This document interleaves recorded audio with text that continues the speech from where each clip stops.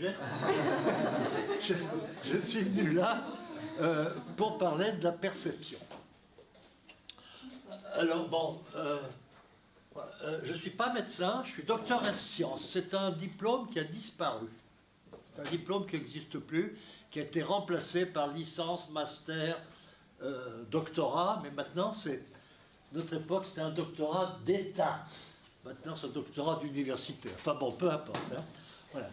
Alors, j'ai beaucoup de connaissances en médecine ophtalmologique, hein, mais je ne suis pas médecin. Et donc, on va parler de qu'est-ce que c'est qu'un objet visuel, comment on s'en sert, comment on l'identifie.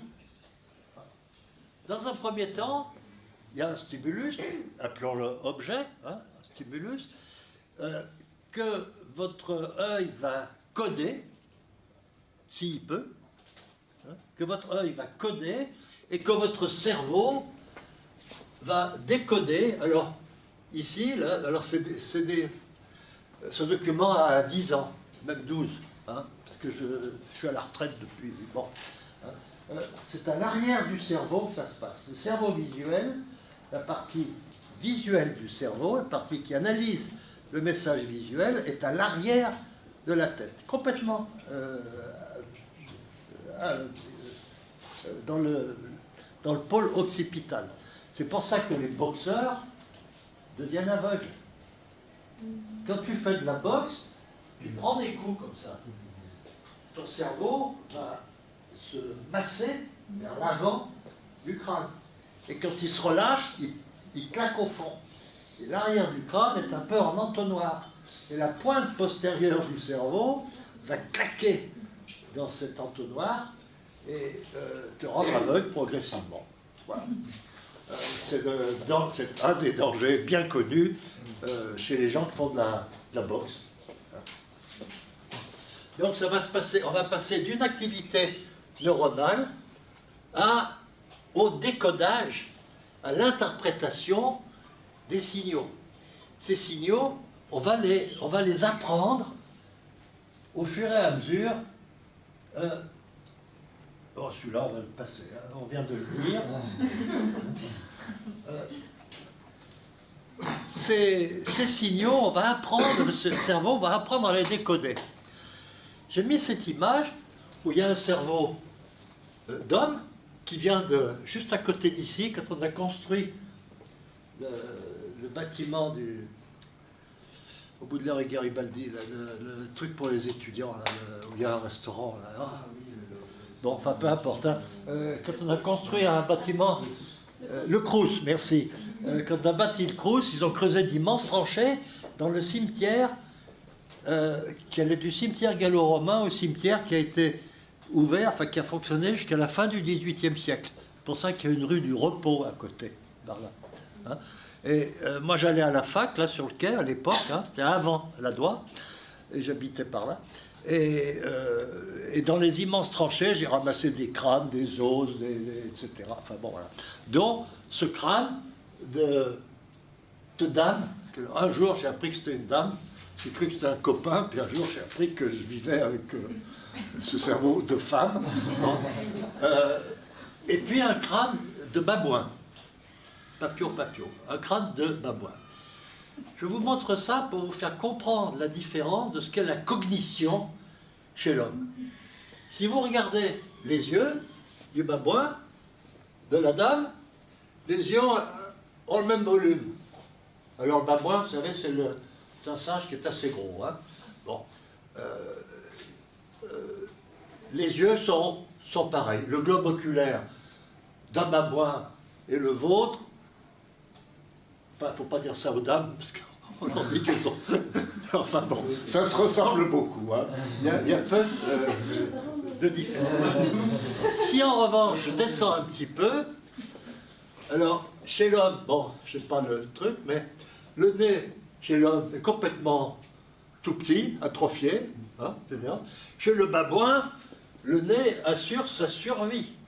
Il y a un immense nez et il sent les odeurs à grande distance. Hein. Il drague les filles à l'odeur. J'en dirai pas plus. Et puis, au bout de son museau, le babouin, il a des dents considérables. Le babouin est le seul prédateur du lion. Le babouin tue le lion. C'est le seul animal qui peut... Alors, ils s'y mettent à 2 ou 3, hein, ils s'en bien. Il y en a un qui attrape le lion et qui fait du poids sur son cou, et du coup, l'autre en profite pour lui choper la cuisse. Chez l'homme, les dents ont presque disparu. Il en reste un petit ornement. Hein. Elles tendent à tomber, il faut les soigner bien comme il faut les laver tous les jours. Bon, voilà. C'est plus avec les dents que l'on contrôle son monde. En revanche, si maintenant je vais au-dessus des yeux, chez le singe, c'est le désert. Et chez l'homme, il y a 1,5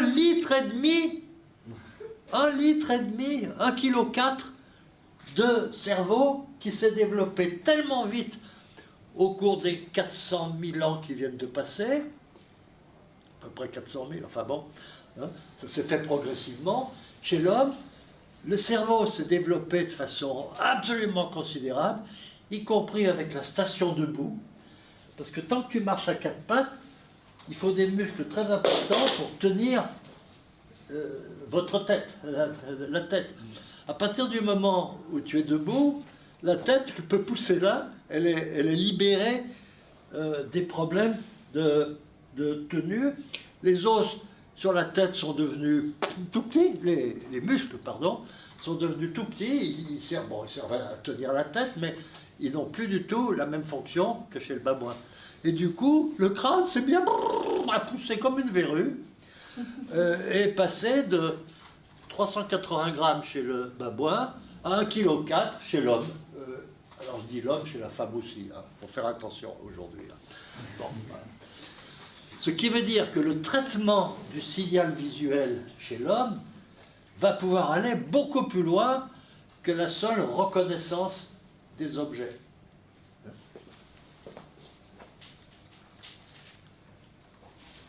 Ah oui, alors il y en a une ou deux que je n'ai pas réussi à faire marcher. Bon alors, l'objet visuel, il a des quantités de dimensions, grandeur, dimension, ça bouge ou c'est stable, le contraste, blanc-noir, sorte de gris, de couleur. Alors la fréquence spatiale, c'est la dimension respective des différents éléments, le contour, la collinéarité, vous verrez tout à l'heure ce que c'est, la texture, l'orientation, la luminance, la couleur, la saillance, ça saute aux yeux, le contenu cognitif.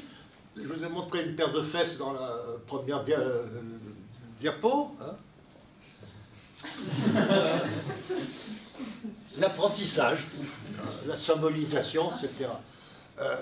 Pourquoi j'ai montré une paire de fesses? Parce que c'est plus saillant qu'une paire de pieds. Alors, la dimension permet la détection. Je vois qu'il y a un truc, je vois qu'il y a quelque chose. L'identification, ah ben c'est une plante, et s'il y en a un qui reconnaît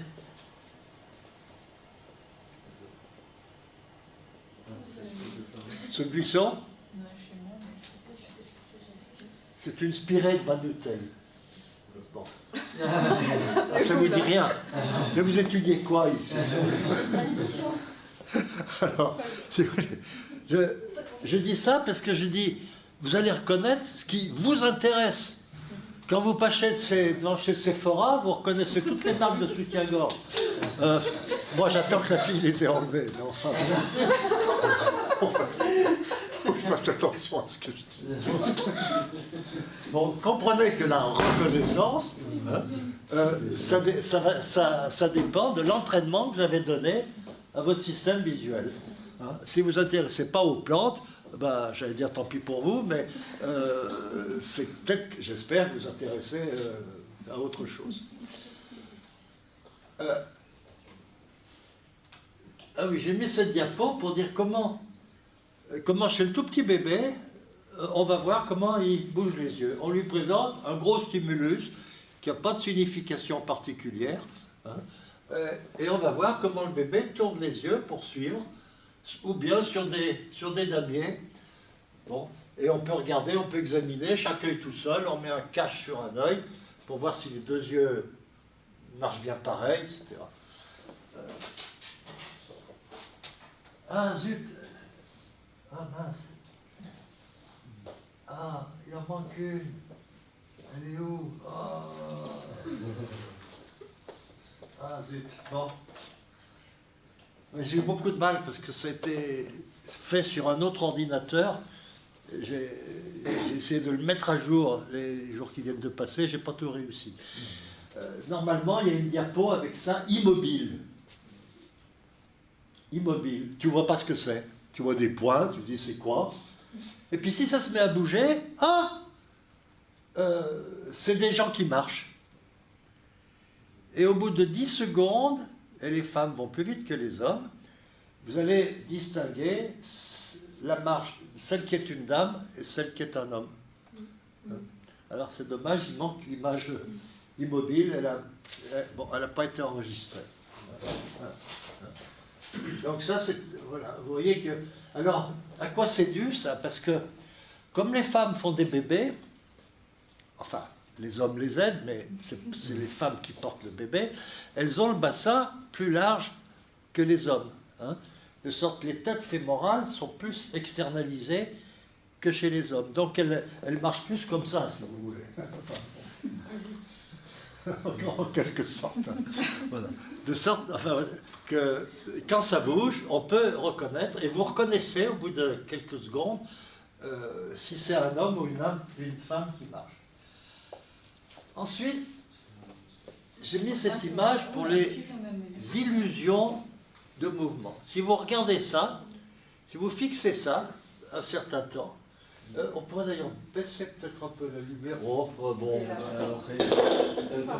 Bon, enfin, on fera des économies. Non. Si vous fixez ça comme il faut un certain temps, vous allez voir que ça se met à bouger autour. Votre système visuel, qui est très sollicité par tous les petits points qui ont des dimensions différentes, qui sont à l'intérieur d'un cercle. C'est une image saturée. Votre cerveau, il craque. Et au bout d'un moment, ça se met à glisser, ça se met à bouger autour. Hein. J'imagine que ça marche. Hein. C'est une illusion qui est bien connue. Hein. Voilà. Ah bon? Je pense qu'il est trop long. La difficulté de voir un mouvement approprié. En voilà une autre, une illusion japonaise, de M. Ono. Bon. Et si vous fixez le centre, il se met à gigoter. C'est un peu le même principe. Vous saturez votre système, la vision centrale se focalise sur la partie centrale, et du coup, la vision périphérique vous perturbe la perception, et au bout de quelques secondes, ça se met à bouger. Voilà. C'est une façon, enfin, c'est une illusion pour vous saturer le système, pour vous montrer ses limites. La collinéarité, c'est un petit mot dont j'ai dit tout à l'heure, je vous ai dit le mot tout à l'heure, c'est le fait que si quelque chose est aligné, vous allez le repérer. Regardez bien ces images de Gabor. Gabor, c'était un Hongrois des années 50 qui a inventé le stimulus visuel le plus pur. Quel est le stimulus le plus simple qu'on puisse imaginer? C'est une alternance de blanc et de noir, à contour flou, avec un profil sinusoïdal atténué par une fonction de... Ah tiens, j'ai oublié le nom. Enfin bon, peu importe. Hein. C'est des petites images qui sont les images... C'est l'image la plus simple qu'on puisse imaginer techniquement. Vous en mettez plein dans un écran, et est-ce qu'il y en a qui vous... Est-ce que vous voyez quelque chose dans ce truc? Alors il y a une flèche qui vous aide. Hein. Il y a une flèche qui vous aide. le fait que ces tâches soient non pas distribuées au hasard, mais qu'elles aient à peu près la même orientation, fait que vous vous mettez à voir une ligne. Hein. D'où l'intérêt dans la vie quotidienne des choses alignées. Et du plaisir d'ailleurs que sur les trottoirs, sur les boulevards, pourquoi les arbres sont alignés? Alors d'accord, c'est pour empêcher que les malvoyants rentrent dedans, peut-être, mais enfin bon, hein, on a un goût pour les alignements. Hein, voilà. Alors ça s'appelle la collinéarité. La notion de contraste, c'est le fait que si un élément est noir sur blanc, saturé, c'est-à-dire zéro lumière d'un côté et 100% de l'autre, c'est évidemment beaucoup plus visible. Bien sûr, on mesure ça, nous, dans les cas, dans les cas pathologiques, etc. Chez le bébé, il va mettre un certain temps à avoir des contrastes faibles. Alors ça, c'est une planche avec laquelle on mesure ça chez les gens qui parlent après l'âge de l'écriture, hein, pour vous donner la notion de contraste qui est très importante. Pensez à la signalisation urbaine. Pourquoi les feux sont rouges et verts? S'ils étaient bleus et jaunes, il y aurait 100 morts par jour. Le rouge ou le vert sont perçus par la très grande majorité des gens. Les daltoniens confondent le rouge et le vert. Enfin, il y a deux sortes de daltoniens. Il y a ceux qui confondent le rouge et le vert et ceux qui confondent le vert et le rouge. C'est-à-dire que ce n'est pas la même catégorie de cellules rétiniennes de cône qui est affectée. Au total, ça revient au même. Hein. Mais bon, les daltoniens n'ont aucune difficulté pour conduire. Ils savent que le feu du haut, c'est le rouge et que celui du bas, c'est le vert. Bon, depuis 1935 ou 1937, je ne sais plus, ça a été codé. Voilà. Bon.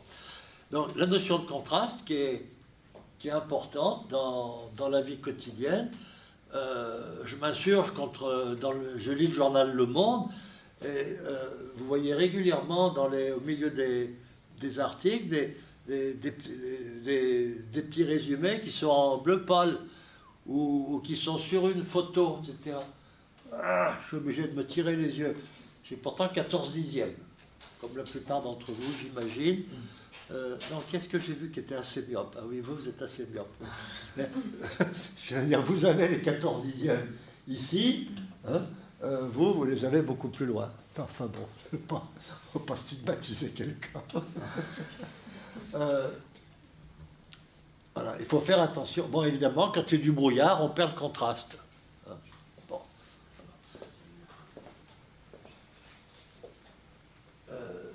La sensibilité au contraste n'est pas la même, elle varie avec la taille de l'objet. Les objets qui ont une grosse taille, on voit le contraste beaucoup mieux que les objets qui ont une plus petite taille. C'est-à-dire qu'il faut faire plus c'est petit, plus il faut que le contraste soit fort pour qu'on puisse bien voir. En d'autres termes, si c'est des gros caractères, on peut lire même si c'est gris pâle. Si c'est le même gris pâle avec des petits caractères, tata. Alors ça, c'est des tests qu'on utilise avec des personnes malvoyantes, bon, avec des contrastes variés. Alors ensuite, il y a les illusions de contraste. Regardez bien le A et le B. Hein, il y en a un qui est clair, il y en a un autre qui est sombre. C'est pas vrai. Voilà si on enlève le cadre. Hein, si on enlève le fond. Donc, je reviens en arrière pour vous montrer. Sur fond clair, ceci paraît beaucoup plus clair. Sur fond sombre, ceci paraît plus sombre.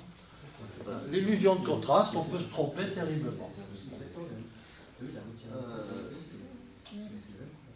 Pourquoi ça, pourquoi cela ça? Aïe, aïe. illusion d'optique.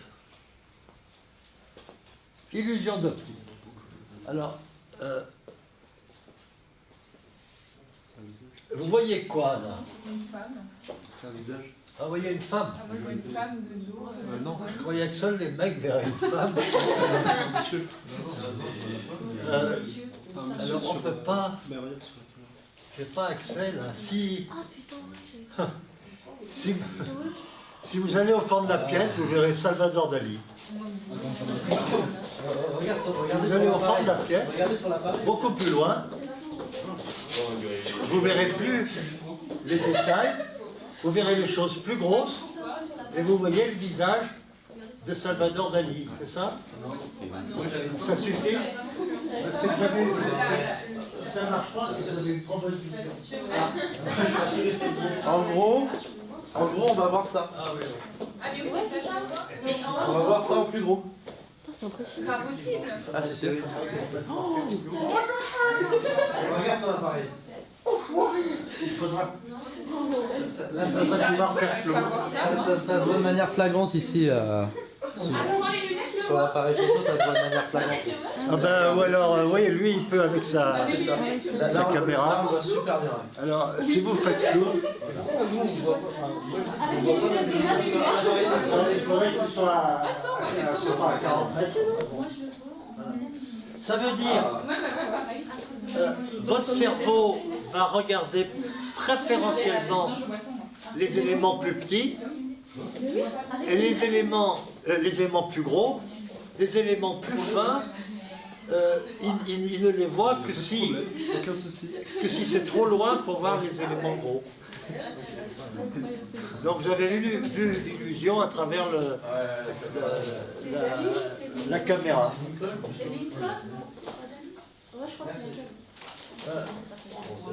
Ah voilà un autre. Vous pouvez lire là, messieurs, dames? Oui. No sex cause.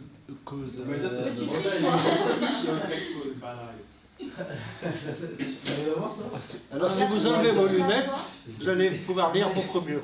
C'est encore nu ici. No, cause bad eye. Si je vous le fais flou, On le voit.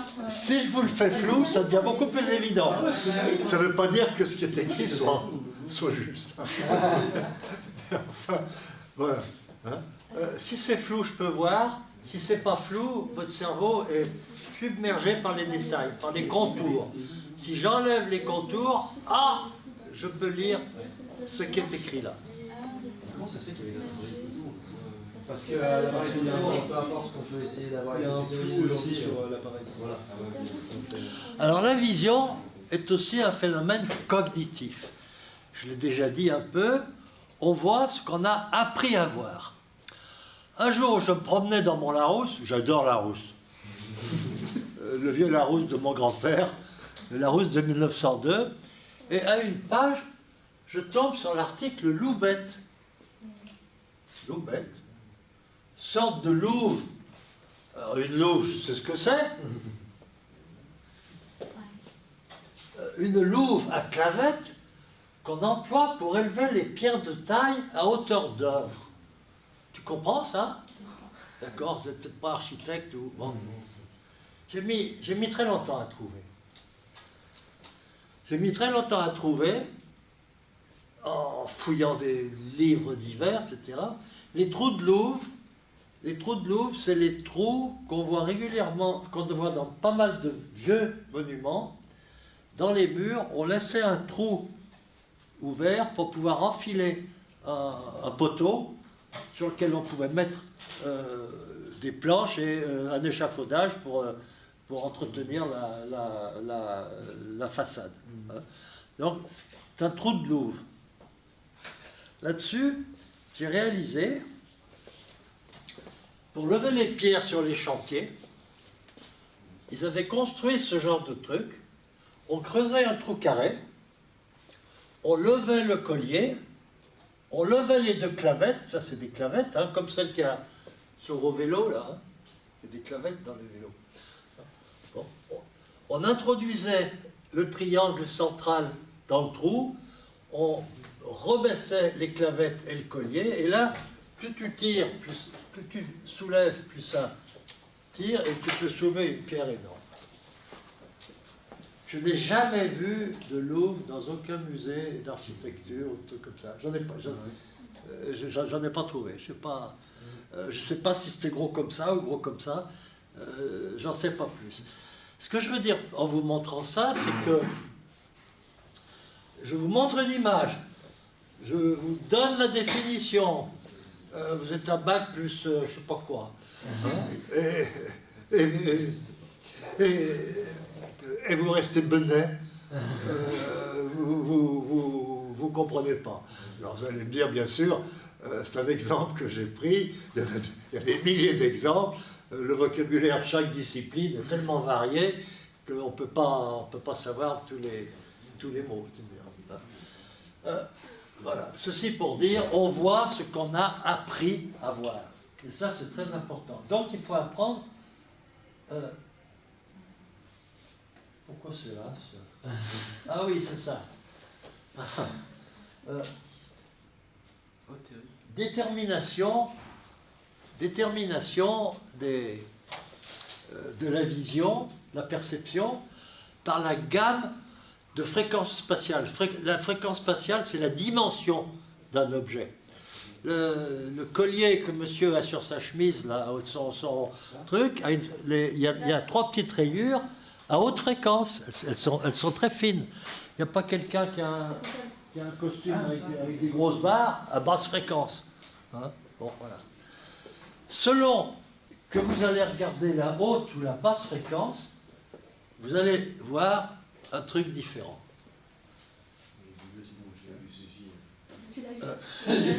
Regardez bien, quand j'ai présenté l'image au début, vous avez vu une fille, et puis quand elle devient grosse, elle devient fleur. Hein? Quand c'était petit, vous étiez en haute fréquence, vous avez vu un visage. Quand il grossit, vous apercevez que c'est des fleurs. Alors effectivement, cognitivement, vous retrouvez le visage à travers la bouche, le papillon, etc. Voilà. Selon, c'est un peu le même principe que Maya, que la maîtresse de Salvador Dali. Si on le regarde en très gros, on voit un visage. Si on regarde les détails, on voit une femme à poil. C'est ce qui se passe quand on regarde des nuages. Ah, voilà une autre. Pardon, j'ai pas entendu. Je dis, c'est ce qui se passe quand on regarde des nuages. Quand on regarde des nuages, ce qu'on voit, c'est ce qu'on a appris à voir. Alors, on voit vous pouvez être incité, oui. Et alors, on va le voir dans une suivante. Ouais, ouais. C'est la proprioception. Alors, voilà une autre, pareil. Hein. Je vous repasse pour la faire grossir. Alors, ça, c'est la première. Ça, c'est la seconde. On est à une autre. Hein. Pareil. Quand c'est gros, on voit plus que des petits oiseaux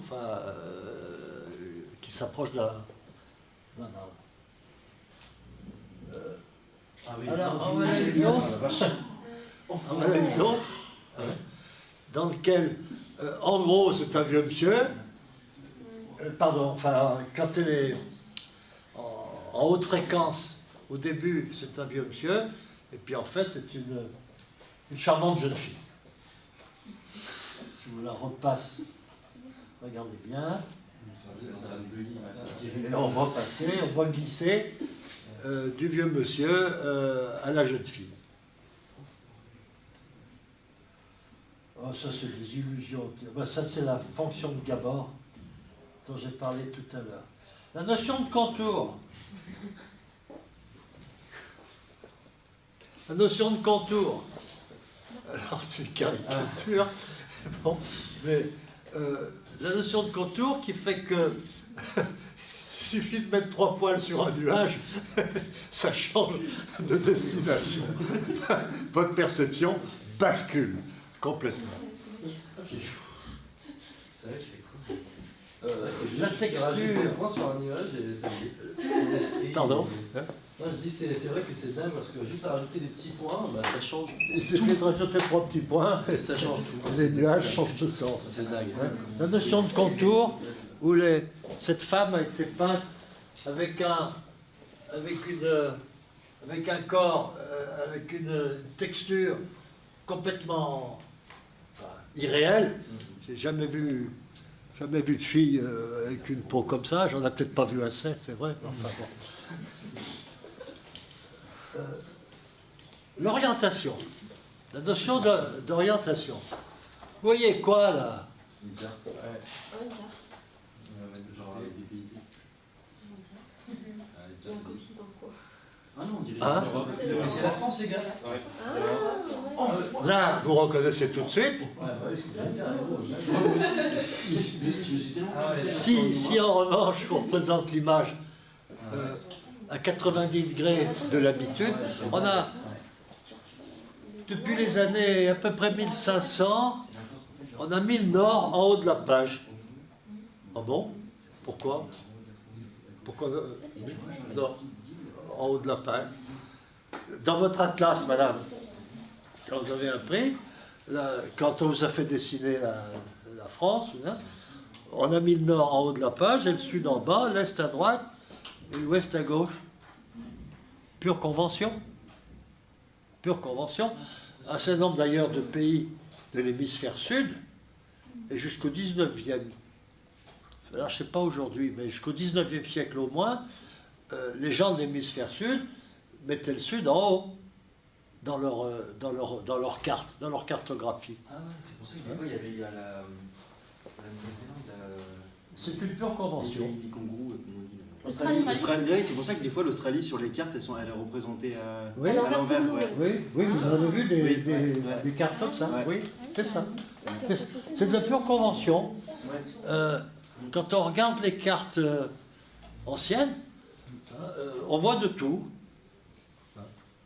On voit de tout. Et puis vers le 15e à peu près, ben on a la majorité ont mis le nord en haut. Bon, très bien. Mais enfin, vous voyez que si on ne vous présente pas le nord en haut, ben vous mettez 10 minutes à retrouver votre pays chéri. J'espère. Oui. Ah, je connais, sorry. C'est qui ça? En 1970, Madame Thatcher dit il y a 25 universités en Angleterre, ça coûte une fortune, on va s'arranger avec 5 universités. On va financer 5 universités, et puis les autres, ils feront l'enseignement.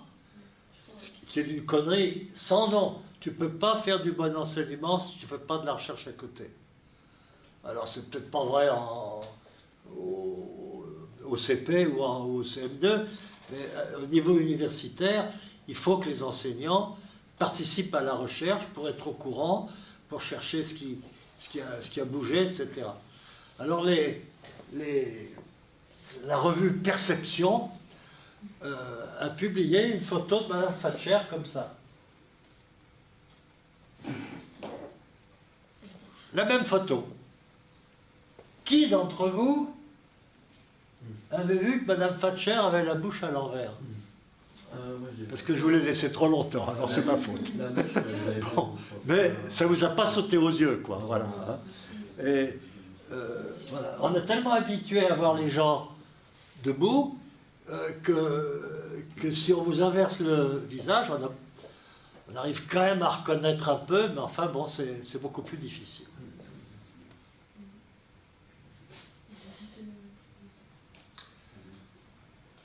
C'est la prise d'habitude de l'orientation, de l'écriture. Ça, c'est un enfant de 5 ans, malin comme tout, à qui je demande de m'écrire un mot sur une page. Et il n'a pas encore intégré droite et gauche, et il écrit en miroir. Alors l'écriture en miroir a été très utilisée. Léonard de Vinci écrivait de gauche à droite pour ce qui était à être diffusé, et puis ce qui était plus intime, parce qu'il écrivait de droite à gauche, c'était ses notes personnelles, si vous voulez, qui ne souhaitait pas que tout le monde puisse lire. Alors pour les lire, aujourd'hui, ben, évidemment, on prend un miroir et du coup on voit alors, un autre endroit. Bon, mais vous savez très bien que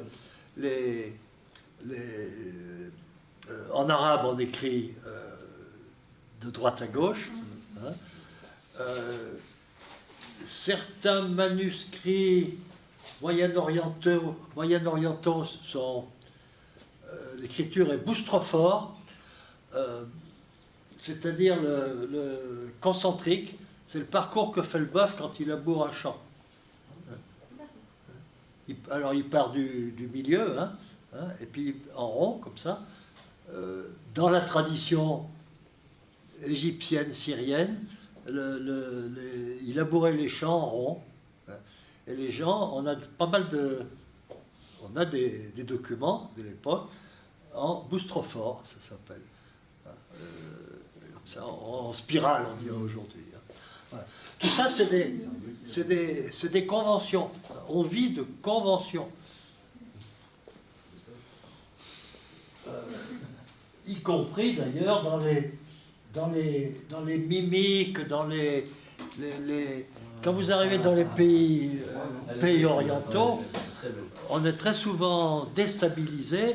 On ne sourit pas de la même façon. Si toi qui se met à sourire comme ça, qu'est-ce que tu me veux? Je t'ai rien fait. Donc, il faut faire très attention.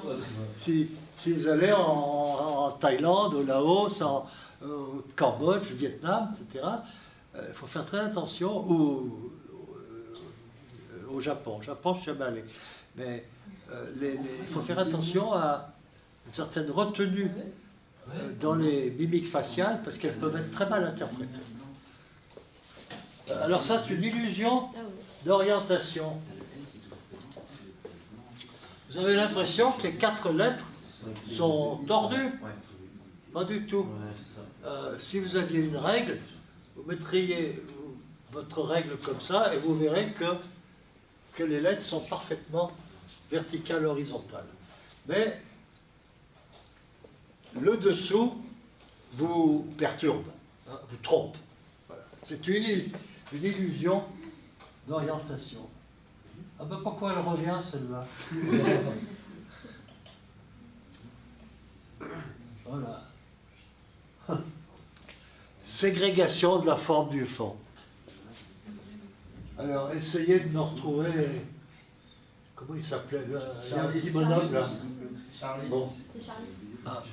C'est évidemment une difficulté majeure d'aller repérer le personnage qu'on vous a indiqué dans la foule.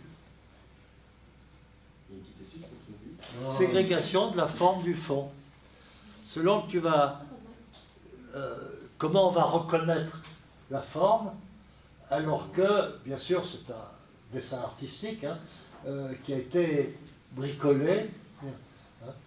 Comment je vais reconnaître ça? C'est une des difficultés de la perception.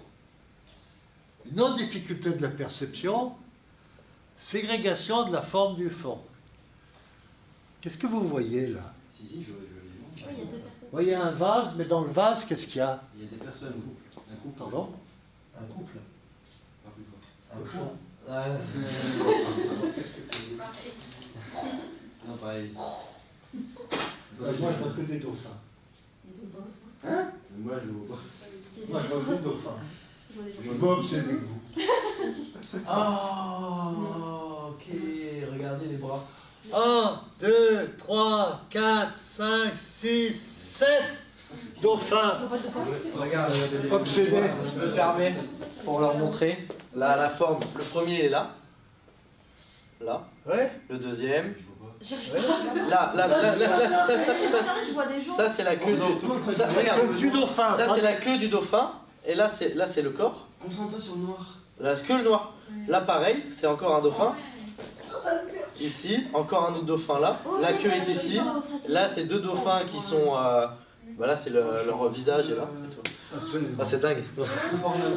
Mais on est obscène quand même. Si vous montrez ça à un enfant de 5 ans, il voit que les dauphins. Il voit que les dauphins. Ah, c'est ouf. Ah, je vais tester. C'est mon petit On va neveu. montrer ça au petit cousin après. Oui, par contre, là, c'est- Alors ça, c'est une autre illusion qui vous perturbe Ça tourne. la vision. Ça va se mettre à bouger parce qu'il y a trop de stimulus contrastés, Vas-y, tu fixes sur ton- de fréquences spatiales différentes, enfin de tailles différentes, ce qui fait que au bout de quelques secondes de fixation, ça va commencer à se brouiller. Et s'il y a des gens qui ont une épilepsie photosensible ici, attention, ça peut déclencher l'épilepsie photosensible. C'est des personnes qui font des crises épileptiques quand ça flash entre 6 et 10 degrés, 10 fois par seconde. C'est ce qui est des circonstances qui a fait supprimer les arbres le long des routes, Ah, parce que selon la vitesse à laquelle vous allez, on ne comprenait pas dans les années 30 pourquoi il y avait des gens qui, sans être sous, rentraient dans les arbres, etc. Et puis il y a ce Canadien des années McKay, c'était avant, oui. Il y a un Canadien un jour qui arrive à l'hôpital avec une cravate rayée blanc et noir, très chic, etc. Et son patient lui dit « Ah, allez-vous-en, etc. » Alors le type fait preuve de sérendipité. Vous connaissez la sérendipité? C'est la capacité à tirer quelque chose d'un fait insignifiant. La sérendipité. Ce type, il réfléchit, il dit quand même, bon, et il s'aperçoit qu'effectivement, certaines fréquences spatiales, c'est-à-dire alternance de blanc et de noir, ou de flash lumineux, hein, c'est pareil, peuvent déclencher des crises d'épilepsie. Quand j'avais à votre âge en boîte de nuit, il y avait des stroboscopes, et il y avait régulièrement des filles qui tombaient dans les bras, c'était super. Les stroboscopes ont été interdits ensuite, je crois, dans les années 80. Enfin, j'avais déjà presque 40 ans, je n'allais plus en boîte. J'avais trouvé une femme très bien. Voilà, donc les effets... la difficulté à ségréguer la forme du fond, en voilà un de plus, on a bientôt fini. En conclusion, on voit ce qu'on a appris à voir. Quelle est cette fleur? C'est pas des hibiscus? C'est pas des hibiscus, ça? Les Des hibiscus. hibiscus. Non, Des hibiscus, c'est pas ça? quoi non? Hibiscus. Oh, tu l'as choqué. Je connais 400 degrés. C'est pas Les lilas. Avec les feuilles, c'est plus facile. Ah bon? Yes, ça y est. Ah, mais c'est un Marco, c'est pas un machin. C'est écrit Alors, je peux vous dire qu'un jour, je suis arrivé au labo avec la fleur en question. Ils étaient 16 étudiants en neurosciences. Ils étaient 16, ils étaient en train de boire le café. Moi, j'arrive là et je leur dis, quelle est cette fleur? Non, pas un casse. C'est une capucine. Capucine, vous en avez vu plein. Vous n'avez jamais regardé. Les mecs, vous regardez que les filles, et les filles, vous regardez que les mecs. Alors là, vous ne vous trompez pas. J'espère. C'est une fleur aussi banale que les capucines. Maintenant que je vous le dis, vous dites, ah ben oui, comment j'ai... Bon, etc. Alors, vous n'êtes pas forcé de vous intéresser à la botanique, surtout si vous vivez en ville. Mais enfin bon, même en ville, il y a des massifs avec des capucines, mais vous ne les regardez pas. Vous les regardez de façon globale et vous cherchez les boutiques Sephora. Voilà.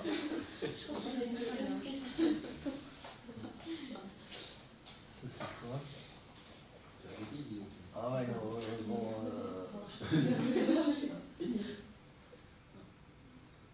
On peut finir sur celle-ci.